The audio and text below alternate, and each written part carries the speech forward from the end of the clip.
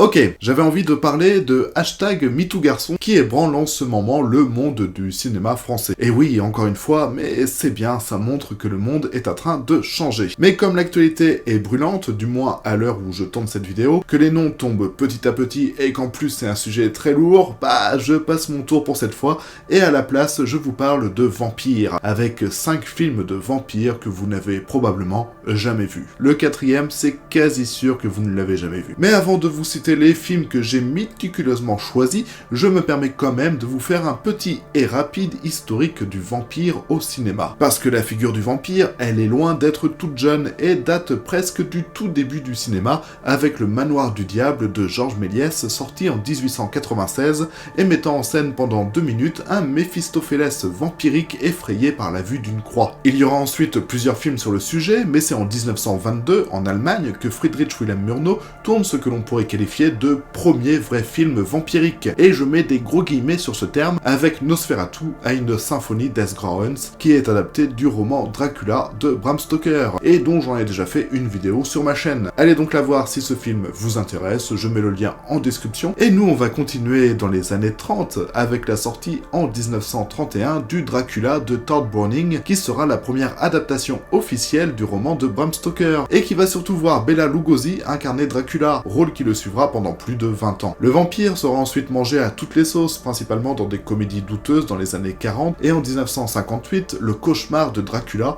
sera le premier Dracula en couleur de l'histoire du cinéma, et mettra en scène Christopher Lee, qui va alors détrôner Bela Lugosi dans le rôle du célèbre vampire. La suite de l'histoire, globalement, on la connaît, tous les pays vont avoir leurs petits ou grands films de vampires, tous les styles seront abordés, du comique à l'érotique, toutes les époques sont évoquées, bref, le vampire n'épargne personne. Et aujourd'hui encore, il est présent sur nos écrans et ancré dans notre culture populaire. De Twilight à Vampire en toute intimité, en passant par les Hôtels Transylvania, Only Lovers Left Alive ou même Morbius, eh bah le vampire est toujours là, peut-être pas dans ses meilleures heures, mais il est là, accompagnant le cinéma depuis ses débuts. Mais bref, si vous avez cliqué sur cette vidéo, c'est probablement pour voir ces 5 films de vampires que vous ne connaissez probablement pas. Et ne perdons pas plus de temps et commençons avec le premier film, Le Lac de Dracula, un film japonais sorti en 1971 et réalisé par Michio Yamamoto. Je l'ai choisi parce que c'est pas tous les jours que l'on voit un vampire japonais au cinéma. Et pour cause, le Japon préfère généralement ses propres mythes aux mythes occidentaux. Mais par l'intermédiaire de la société de production Toho, déjà célèbre pour Godzilla, l'arrivée d'un Dracula japonais a été possible. Bon, le scénario est assez simple et reproduit plus ou moins ce que l'on a pu voir dans les films de la Hammer, et plus précisément le film Le Cauchemar de Dracula,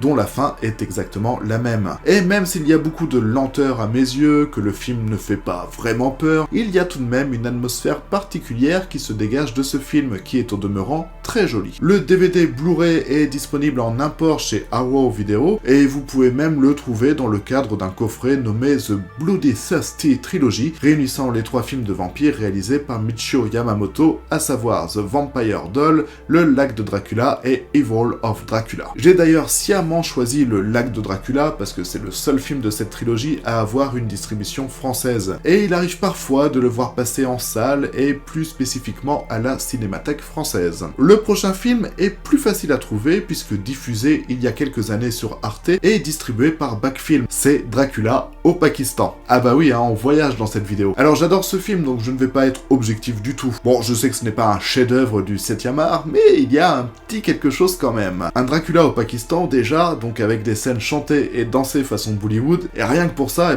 je trouve que ce film vaut le détour. Sinon, le film sorti en 1967 est lui aussi très inspiré, si ce n'est copié du cauchemar de Dracula, mais transposé dans le Pakistan des années 60. Alors à l'époque, ça a fait scandale là-bas, le film ayant été largement censuré, voire même interdit dans certaines villes, et obtient la classification X, donc réservée aux adultes. Et bien malgré tout ça, le film a été un succès en salle et est considéré à ce jour comme étant le tout premier film de genre pakistanais. Et on aurait pu le perdre, puisque la bobine du film a longtemps été perdue avant d'être retrouvée quasiment dans les poubelles, avant d'être finalement restaurée. Bref, un film que je trouve pour ma part très attachant, notamment à cause de son décalage sonore constant qui ajoute un charme certain à cette production. Et maintenant en direction l'Europe, et plus précisément le Portugal, avec O Barão, je prononce probablement très mal, ou The Barão Run en version internationale. Film portugais donc de Edgar Pera sorti en 2011. Et Edgar Pera est à mes yeux un super réalisateur expérimental beaucoup trop sous-estimé.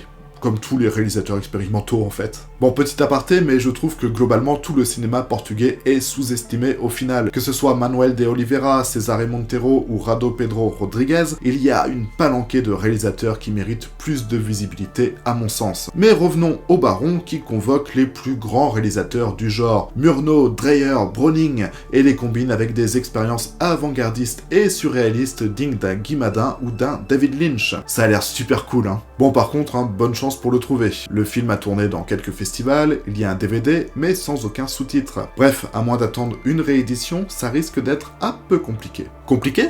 Mais pas impossible, parce que le prochain film risque d'être encore plus dur à trouver, puisqu'il s'agit d'un film hongrois de 1921 intitulé Dracula Alala, et je pense que je le prononce mal aussi. Et la caractéristique majeure de ce film, eh bien, c'est qu'il est perdu. Si Dracula au Pakistan a réussi à être retrouvé et restauré, ici c'est encore loin d'être le cas. Toutefois, l'espoir fait vivre, et peut-être qu'un jour, au hasard d'un déménagement d'une vieille grange hongroise, on retrouvera peut-être la pellicule de ce film. Tout ce qui subsiste actuellement, ce sont 4 photographies publicitaires, la fiche technique du film et une novélisation parue en 1924 permettant de saisir le scénario du film. Bref, pas grand chose à se mettre sous la main, et c'est bien dommage puisque ce film s'avère être la première véritable apparition de Dracula au cinéma avant Nosferatu. Et qu'en ce sens, même s'il y a très peu de chances que l'on retrouve un jour ce Lost Media, il reste un élément central et majeur de l'histoire des vampires au cinéma. Et on arrive au dernier film, un film québécois qui sortira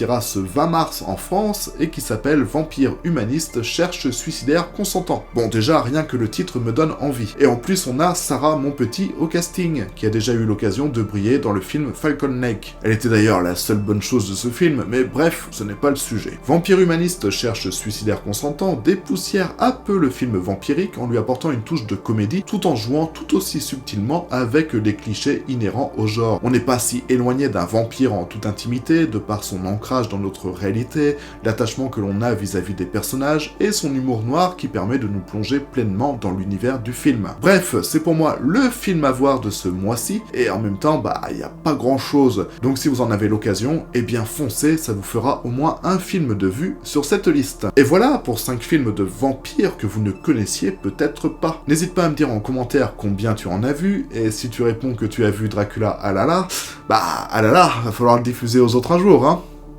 Elle était nulle cette vanne. N'hésite pas à me dire aussi ce que tu conseilles comme film sur nos chers vampires, et évidemment à t'abonner à la chaîne si le contenu te plaît, à liker la vidéo, et même soyons fous à la partager. Je vous dis à la prochaine et je vous fais des bisous.